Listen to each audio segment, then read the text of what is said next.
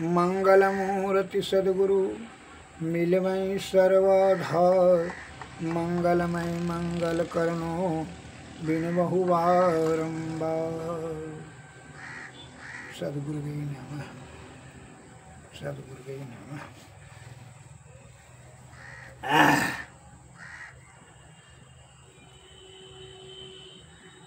ध्यानेन ध्यानेन नित्यं सुतो वेनं मुञ्जतो योगिनी मनः सयासात आसु निर्वाणम द्रव्य ज्ञानम क्रियाभरम। अर्थात इस प्रकार के तीव्र ध्यान योग के द्वारा चित्त का संयम करने वाले योगी के चित्त का द्रव्य ज्ञान और कर्म संबंधी भ्रम शीघ्र ही निवृत्ति हो जाती है, अर्थात छिन्न हो जाती है। ध्यान योग के द्वारा तीव्र जब ध्यान का योग हो जाएगा, सूरज सब जब अस्थिर हो जाएगा, सूरज जब पूरे एकदम सुषुम्ना नाड़ी में जाकर ध्यान रत हो जाएगा तो क्या होगा, उसके द्वारा चित्त का संयम करने वाले चित्त जो है एकदम अस्थिर हो जाएगा। योगी के चित्त का जो है उस ऐसे सज्जनों का, ऐसे योगी का द्रव्य ज्ञान और कर्म संबंधी भ्रम जो है सभी की निवृत्ति, ऐसा सभी से छुटकारा मिल कर करके शुद्ध चित्त और ब्रह्म की ओर बढ़ने लगता है। फिर जो है उसको अत्र तत् कहीं इधर उधर नहीं भटकने लगता है। बहुत से मुमुक्षु को, भक्तगण को यह संदेह हो जाता है कि योगी का अर्थ क्या हुआ। तो यह है सत्संग योग में आया है श्लोकम श्लोकम दयन्तु प्रवक्ष्यामि यदुवक्तम तत्व दीर्घविश्वी सर्वम चिंता परित्यागो निश्चंतो योग उच्यते। तत्वदर्शी महात्मा गण ने जिस विषय का वर्णन किया है, मैं आधे श्लोक में उसी का वर्णन करूंगा। सर्व भगवान श्री कृष्ण ने कहा है, सर्व चिंताओं को त्याग कर निश्चिंत होने को ही योग कहते हैं। सभी चिंता को छोड़ दीजिए और यह जीवात्मा को परम आत्मा में लगाने की क्रिया को, विधि को ही योग कहा जाता है। आप योगी का योग का अर्थ समझ लिए। और यहाँ इस तरह से बता रहे हैं कि ध्यान योग के द्वारा जो क्या होगा, चित्त संयम हो जाता है, चित्त अस्थिर हो जाता है, इधर उधर भटकना मन का कोई चंचलता ही नहीं चलता है। तब क्या होता है, योगी को जो है द्रव्य ज्ञान और कर्म संबंधी जो भ्रम है सब छिन्न हो जाता है, सब खत्म हो जाता है। तब उसका मन भटका अस्थिर हो जाता है, उससे निवृत्ति हो मिल जाती है। अब विषय रूपी दलदल में वह नहीं फंसेगा, नहीं जाएगा, माया से वह छूटने लगता है। इसके लिए हमारे गुरु महाराज कहते हैं,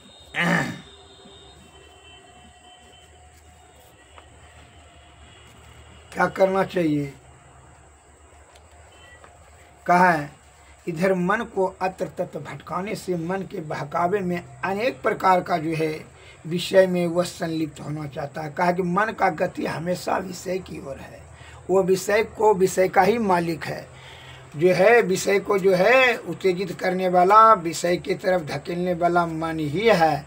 अतः मन को अस्थिर करने के लिए जो है उस धीरे धीरे और उसको वैराग्य से, त्याग शक्ति से उस पर जो है नियंत्रण पाया जा सकता है। अर्थात अय्या सबसे उत्तम तो सूरज शब्द योग है। जिससे कि ध्यान जो करें हैं, ध्यान जो है जब करेंगे सुषुम्ना नाड़ी में देंगे तो मन और विषय का तो वहाँ पहुँच से ऊपर हो जाएगा, कुछ वहाँ पहुँच ही नहीं सकेगा। इसलिए हमारे गुरु संत वाणी में एक शब्द आया है, उसको जरा श्रवण करें।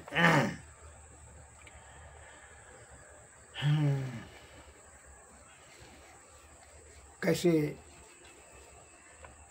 मन पर विजय प्राप्त किया जा सकता है।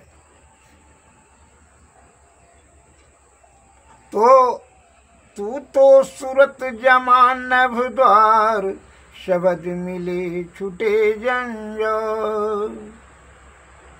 शब्द भेद तू जान गंवार, क्यों भर में तू मन की लार। सूरत खैंच तक तिल का द्वार, दाहिनी दिशा शब्द की धार। बाईं दिशा काल का जार, ताही छोड़ कर सूरत संहार। घंटा संग गुनों घंटा संग सुनहु कर प्यार, तिसके आगे धुन ओंकार। सुन माही सुन रार करार, भवर गुफा मुरली झंकार। सतलोक धुन छिन विनि संहार, अलख अगम धुन कहूँ ना पुकार। राधा स्वामी भेद सुनाया झाड़, पकड़ धरो जब ये मंझार। अर्थात जो है ये राधा स्वामी जी महाराज कह रहे हैं कि जो है हृदय का जो है मझधार को पकड़ें और शब्द को अर्थात सूरत को ये सुषमना नाड़ी में जाने दें।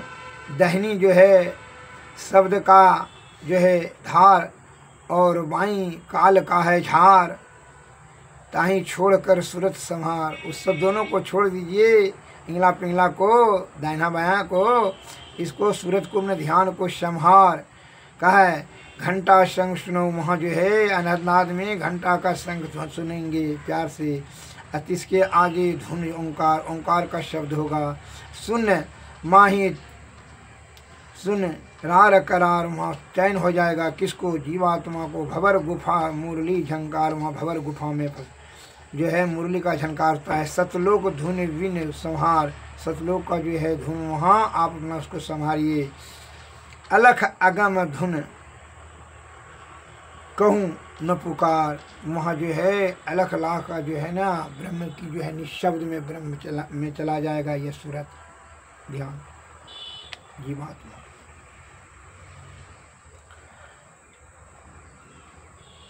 इसलिए इसको अत्र तत्र नहीं भटकने देना चाहिए।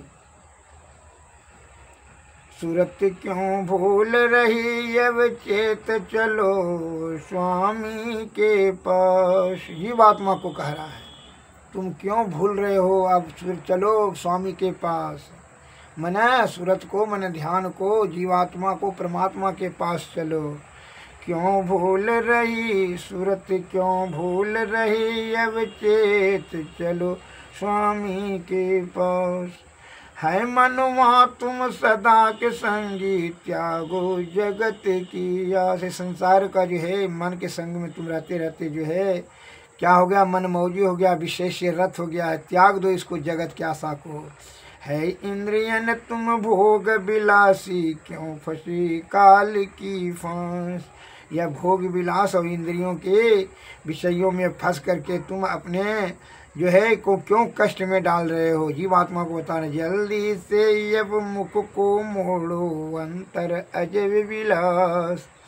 जैसे बने तैसे करो कमाई, घर चरणन की विश्वास। राधा स्वामी दीन दयाला दे अगम निवास।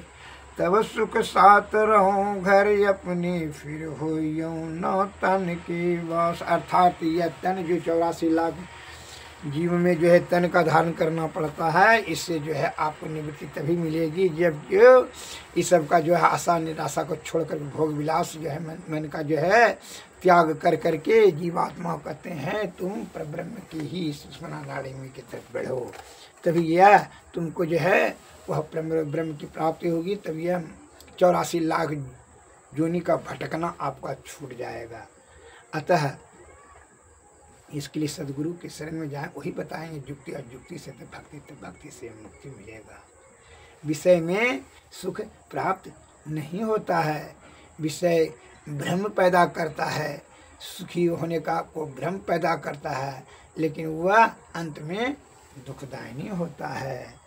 अतः इस विषय में, जैसे मान लीजिए कोई भोजन करता है, अभी भोजन किए, पेट भर गया, ठीक है, हमने खाएंगे, फिर चाहिए जब 6 घंटा के बाद, फिर भोजन चाहिए 6 घंटा के बाद, फिर दुख होने लगेगा, भूख से उतावला हो जाएंगे उसकी आपूर्ति करने, शुद्धापूर्ति करने के लिए।